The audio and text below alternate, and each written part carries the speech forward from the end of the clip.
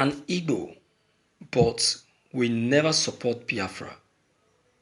Here is why Joe Igbokwe claims. Joe Igbokwe, I don't know why you keep emphasizing and be beating on this same statement.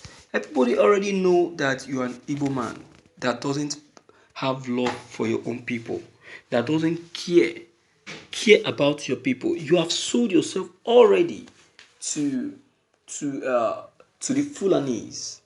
Okay, nobody cares. Nobody cares. Nobody wants to know if you support Biafran or you don't support Biafran. You're your own. Do whatever you please. Do whatever that pleases you. You're okay. Just be okay. Nobody is challenging you. You understand? Nobody is questioning you. It's you. It's your style. Live it the way you want to live it. You understand? Live it the way you want to live it. To my own humble opinion, I encourage Igbo not to even give you the attention anymore, because I have seen that you are only after yourself and what is going to come out for you. You're not after your people. You keep speaking about investment.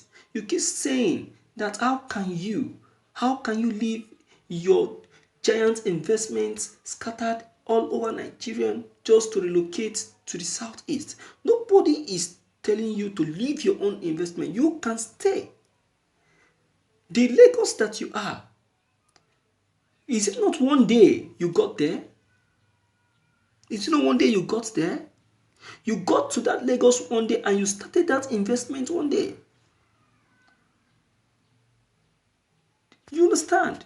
You started it one day. One thing I believe is because you are occupying a position given to you by the Fulanis. So that alone is influencing you. And the investment that you claim that you have scattered in Lagos and in the north. Mind you, Lagos is what it is today because of the Igbos and can still be deserted. And once it is deserted, forget it. It turns to a desert. All those investments will run out. They will lack maintenance. You understand? So what I feel that you are trying to do now is you are trying to create a cover-up. You're trying to create a cover-up for yourself. You're trying to save yourself, which is not it. It's not it, and you have to work it out. Because if you don't work it out, you regret it. In fact, you will. You understand? So all this you are doing to me, they don't pay. They don't pay at all. All right, let's hear what he has got to say. My dear Igbo brothers and sisters, it is with great sense of love for the preservation of our industrial value that I write to you this very affectionate plea. You already know me, Joe Igbokwe. The call for the separation of the Igbo people from the entity known as Nigeria is a ploy by some selfish elites among us to push home the agenda of divide and rule. My father is an Igbo man. He married from the great Idoma people. In this part of the world, an individual origin is traced using his father's lineage, so that it makes me and my members of the family an Igbo people. My dear Igbo brothers, the people deceiving us with milk and honey stories are clueless about the heart of governance. If Biafran should happen, and I pray it doesn't, the same old and clueless politicians that dominated government will still be the ones in control. My dear Igbo brothers, I am an Igbo person from Nnewi, but I don't support the establishment of a separate country called Biafra, simply because the agitators of this so-called movement are warmongers who have no idea about the casualties of war. I grew up listening to true stories about civil war from my grandfather.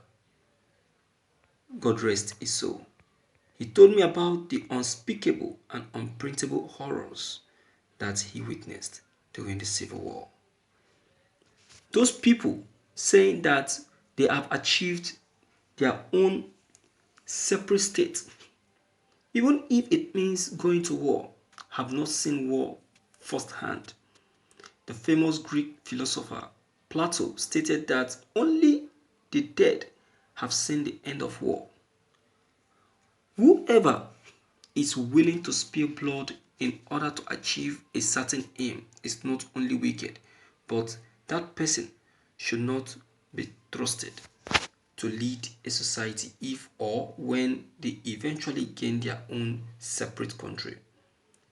It vexes and saddens my heart when I hear some people clamoring for violence as a means of achieving a separate country.